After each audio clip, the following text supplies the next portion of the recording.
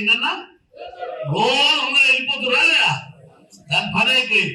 పని అయిపోయిన దాంట్లోకి పనికి వాళ్ళోడు ఎందుకు పోవాలి చెప్పురు మీరు ఎవడన్నా? ఇప్పుడు ఆర్ఎస్పి ప్రవీణ్ కుమార్ ఏమన్నాడు బిఎస్పి పెట్టినప్పుడు, ఈ దొరను దింపాలి, ఈ దొర అట్లా, ఈ దొర ఇట్లా, ఈయన ఇట్లా, వాడు అట్లా, ఈ కోటేయద్దు అని మొత్తం తిరిగినా లేదా?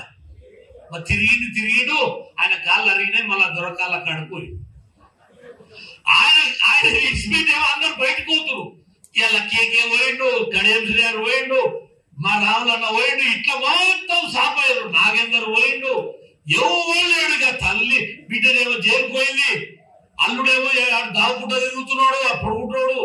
ఇక వాడి కొడుకేమో ఎక్కడ కొడుతున్నాడు, గోవ పోయిడు నిన్నమన్నా ఎక్కడ పోతున్నాడు అని తెలుస్తలేదు.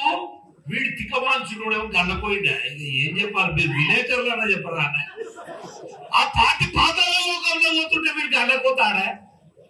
మంచి పార్టీ బిఎస్పీ, బీగల పార్టీ, తిననీక తిండి, కట్టనీక బట్ట, ఉండనీక ఇల్లు లేని హరిజన గిరిజన బలహీన వర్గాలకు బాసగా ఉంటుందని బిఎస్పీలో పోయి ఇలా బిఆర్ఎస్పీలో పోయినటువంటి దొంగ రేపు ఏ పార్టీలు గెలిస్తే ఏ పార్టీలు ఉంటాడో తెలుసా? మీకు తెలుసా?